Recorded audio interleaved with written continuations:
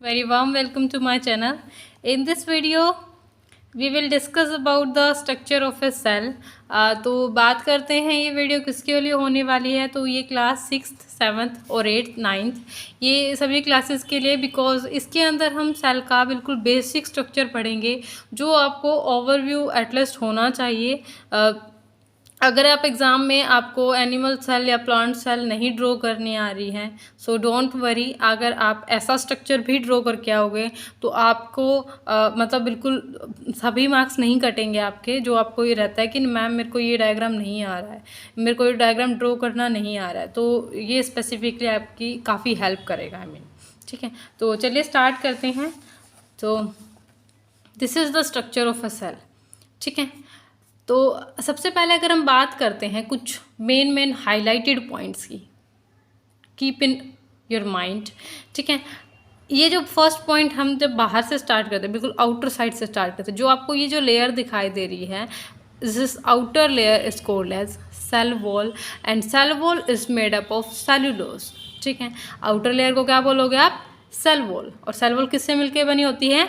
Cellulose से। अब जो सेलुलोज प्रेजेंट होता है वो ओनली प्लांट सेल के अंदर प्रेजेंट होता है, एनिमल सेल के अंदर सेल वॉल प्रेजेंट नहीं होती।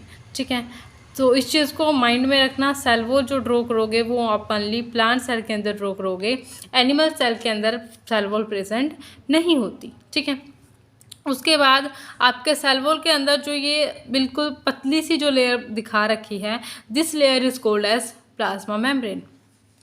क्या बोलोगे इसको? Plasma membrane. और इस प्लाज्मा मेम्ब्रेन का फंक्शन क्या होगा? एक्चुअली इसका जो नेचर होता है वो सिलेक्टिव परमिएबल नेचर होता है। सिलेक्टिव परमिएबल का मीनिंग होता है जो बहुत ही लिमिटेड कंपोनेंट्स को आपकी बॉडी के अंदर अलाउ करती है कि वो आपकी बॉडी के अंदर एंटर कर सकते हैं। सभी जितने भी आपके कंपोनेंट्स उसको दिखाई देंगे, जो भी इसको अननेसेसरी लगेगा ये उसको अलाउ नहीं करेगी। ठीक है, तो ये बेसिकली प्लाज्मा मेम्ब्रेन के बारे में हो गया। और प्लाज्मा मेम्ब्रेन और सेल वॉल, जो सेल वॉल होती है वो प्लाज्मा मेम्ब्रेन के आउटर साइड में प्रेजेंट होती है। अगर आप प्लांट सेल बना रहे हो तो उसके अंदर ये दोनों बनाओगे, और अगर आप सिर्फ एनिमल सेल बना रहे हो तो उसके अंदर सिर्फ ये प्लाज्मा मेम्ब्रेन ड्रॉ करोगे, ये सेल वॉल नहीं ड्रॉ करोगे उसके अंदर। ठीक है, फिर हमारा सेल वॉल और प्लाज्मा मेम्ब्रेन के अंदर ये जो दिखाई दे रहा है, this is called as the cytoplasm. क्या बोलते हो इसको? साइटोप्लाज्म। साइटोप्लाज्म इसको साइटोप्लाज्म का जो नेचर होता है या साइटोप्लाज्म को आप डिफाइन कैसे करोगे? तो जो साइटोप्लाज्म होता है वो एक जेली लाइक सब्सटेंस होता है। क्या होता है cytoplasm? Cytoplasm is a jelly like substance, जो कैसा, जिसके अंदर क्या होते हैं आपके डिफरेंट सेल ऑर्गेनल्स क्या होते हैं? एम्बेडेड होते हैं। ठीक है, इसलिए आपका साइटोप्लाज्म क्या होता है? जेली लाइक स्ट्रक्चर होता है। अब यहाँ से एक नया वर्ड और डिस्कवर हो गया, सेल ऑर्गेनल्स। तो वो भी देख लेते हैं सेल ऑर्गेनल्स क्या होते हैं। तो जो आपको ये दिखाई दे रहे हैं, ये जो सारी चीज़ें आपको दिखाई दे रही हैं, दिस इज ऑल और कॉल्ड एज सेल ऑर्गेनल्स। अब सेल ऑर्गेनल्स कौन कौन सी हो जाएंगी? जैसे इसकी बात करते हैं। ठीक है, ये आपका हो जाएगा माइटोकॉन्ड्रिया।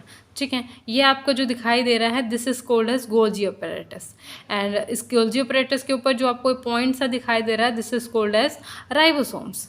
ठीक है, और गोल्जी अपैरेटस का सेकंड नेम होता है गोल्जी बॉडीज भी बोलते हैं इसको। ठीक है, ये जो आपको दिखाई दे रहे हैं, this is called as lysosomes. ये आपको लाइसोसोम्स के जो छोटे साइज में दिखाई दे रहे हैं, this is called as vesicles. And ये जो आपको दिखाई दे रहे हैं, this is called as chloroplast. ठीक है, तो सबसे आउटर लेयर क्या हुई हमारी? Cell wall. सेल वॉल किससे मिलके बनी होती है? सेलुलोज से मिलके बनी होती है। सेलुलोज के अंदर जो लेयर होती है उसको क्या बोलते हो? प्लाज्मा मेम्ब्रेन बोलते हो। प्लाज्मा मेम्ब्रेन के आपको अंदर क्या बनाना है? साइटोप्लाज्म बनाना है। साइटोप्लाज्म क्या होता है आपका? जेली लाइक सब्सटेंस होता है। और जेली लाइक सब्सटेंस के अंदर आपको क्या बताने हैं? ये आपके जो डिफरेंट आपके सेल ऑर्गेनल्स जो प्रेजेंट होते हैं वो दिखाने हैं आपको। सेल ऑर्गेनल्स कौन कौन से हो जाएंगे? जैसे आपका वेसिकल्स हो गया, आपका लाइसोसोम्स हो गए, क्लोरोप्लास्ट हो गया, आपका गोल्जी अपैरेटस हो गया, आपके राइबोसोम्स हो गए, ये सब आपको उसके अंदर दिखा देने हैं। ठीक है, नेक्स्ट अगर बात करते हैं हम साइटोप्लाज्म के अंदर। अब ये तो सेल वॉल के अंदर क्या था? साइटोप्लाज्म। और साइटोप्लाज्म के अंदर क्या होगा? अब हमारा न्यूक्लियस होगा। साइटोप्लाज्म के अंदर क्या होगा? न्यूक्लियस होगा। और न्यूक्लियस क्या होता है? बिल्कुल जो सेंटर ऑफ द सेल बिल्कुल प्रेजेंट होता है उसको क्या बोलते हो, न्यूक्लियस बोलोगे। आपका न्यूक्लियस कहाँ प्रेजेंट होगा, बिल्कुल सेल के सेंटर में प्रेजेंट होगा, ठीक है। तो न्यूक्लियस किस लिए ज़रूरी है, जैसे आपकी बॉडी के जितने भी फंक्शंस होते हैं उन सभी को कौन मेंटेन करता है, आपका ब्रेन मेंटेन करता है, ठीक है। आप मूवमेंट कर रहे हो, आपको कोई भी काम करना है, ठीक है, ठीक है, तो आपको क्या है, आप कोई भी काम कर रहे हो तो वो जो सारे फंक्शंस हैं आपकी बॉडी के कौन कंट्रोल करेगा, ब्रेन कंट्रोल करेगा, ठीक है। और एक ब्रेन को इसीलिए आपके हेड के अंदर बिल्कुल अच्छे से सेफ करके रखा गया है। तो ऐसा ही हमारी सेल के अंदर भी कुछ ऐसी चीज़ें होती हैं जो हमारी सेल के लिए भी और हमारी बॉडी के लिए भी काफ़ी इम्पोर्टेंट होती हैं, विच इज़ उसी चीज़ को वो क्या करता है, स्टोर करता है न्यूक्लियस, ठीक है। ये आपका क्या है, आपका ये जो दिखाई दे रहा है ये क्या है, आपका न्यूक्लियस है। आउटर साइड में क्या बनाओगे, सेल वॉल, सेल वॉल के अंदर प्लाज्मा मेम्ब्रेन, प्लाज्मा मेम्ब्रेन के अंदर साइटोप्लाज्म, साइटोप्लाज्म के अंदर आप डिफरेंट जो भी आपको ऑर्गेनीज याद आ रही हैं उसको एम्बेडेड कर दो उसको। फिर उसके अंदर आपको क्या बनाना है, न्यूक्लियस बनाना है।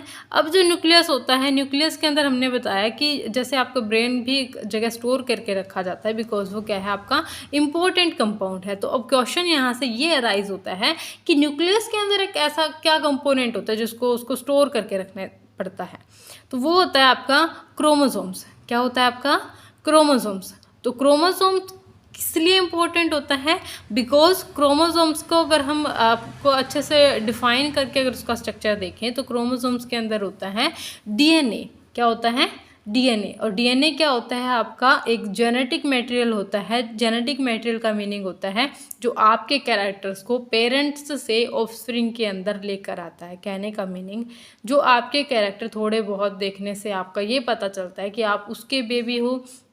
जैसे आप कहीं रास्ते में आ जा रहे होते हो तो आपको कोई बोल देता है ना, अरे अरे आप उसके बच्चे हो, आप उसके लड़के हो, आप उसकी लड़की हो।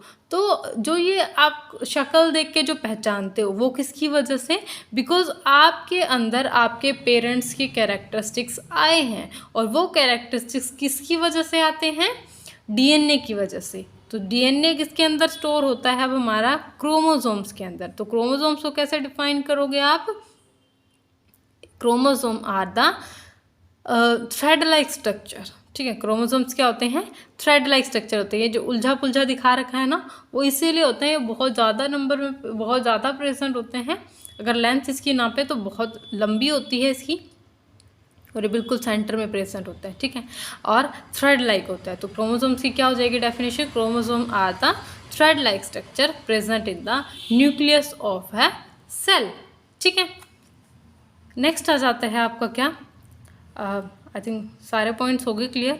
अब कुछ मेन पॉइंट्स की बात कर लेते हैं, वो चलो नेक्स्ट वीडियो में डिस्कस करेंगे। टिल देन आप इसको अच्छे से पढ़िए। आई होप ये वीडियो आपके काम आए, और अगर वीडियो अच्छी लगी हो तो please like, share and subscribe. मिलते हैं नेक्स्ट वीडियो के अंदर। Till then stay safe, stay healthy. Next video के अंदर हम बात करेंगे कुछ major component of a cell, ठीक है। Okay, bye bye.